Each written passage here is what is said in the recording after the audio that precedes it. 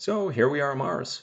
As you can see, we are flying over Mars, perhaps as if we were actually the Mars Reconnaissance Orbiter. This imagery is taken from the MARCI cam, and right away we get this massive dust storm, which I just think is really awesome.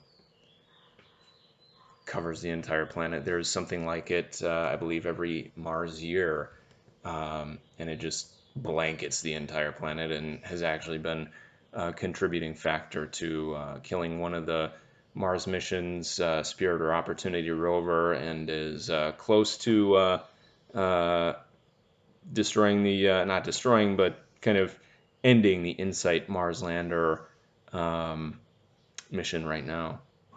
So I don't want to talk too much because it's just really cool to watch. But a couple notes is that you can see the massive ice cap in the south, and in the winter of the north, the massive ice cap in the north. But also, what I thought was really cool, I thought it was actually fake, bakes, due to the way the images were made or the way I put it together. But they get so large and then they get so small every summer and winter on Mars. But kind of doing some reading about Mars seasons and the Mars ice caps, I found out that like they extend to about 50 or 60 degrees latitude every winter and then recede quite a lot every summer. And I think mostly what we're seeing of that kind of white stuff on the north and south pole is clouds forming, which then precipitate out carbon dioxide, about a third of which,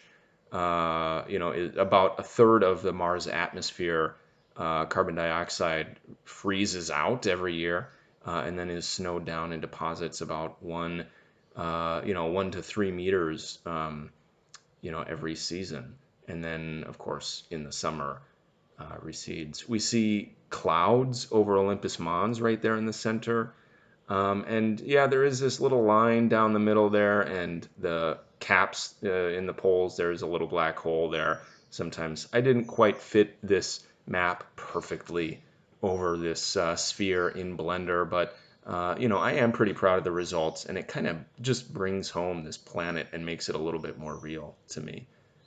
Um, all these little black spots and reds and blues and greens is mostly missing data from the imager. There's 7 different color recording devices on the that make up the MARCI cam, and sometimes they just don't capture a certain section of the planet every day, and sometimes they the data is bad for whatever reason, and it's left out. There's also a few frames that I had to take out because the majority of the planet just wasn't visible in it. It was just all black or something.